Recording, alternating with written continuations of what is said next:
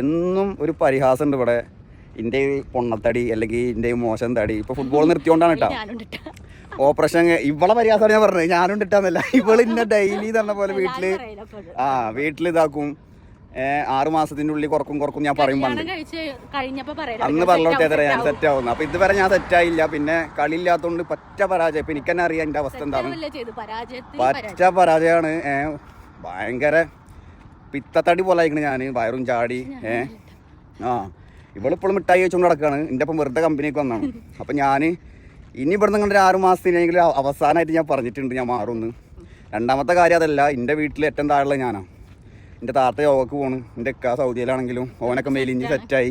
ഞാൻ മാത്രം അവരെക്കാളും മൂത്ത ഒരാളെ പോലായി മാറി ഞാൻ. അപ്പം എനിക്ക് ഭയങ്കര ഈടായിട്ട് പണ്ടേ ഉണ്ട് എനിക്ക് ഈഗല്ല.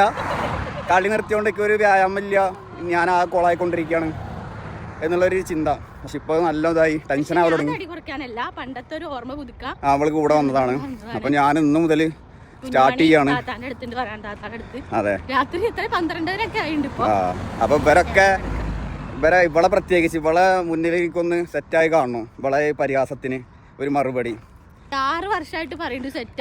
അതും ശരിയാണ്. പക്ഷെ ഇവളെ മുന്നിലേക്ക് പ്രൂവ് ചെയ്ത് കൊടുക്കണം ഒരു മാറ്റം.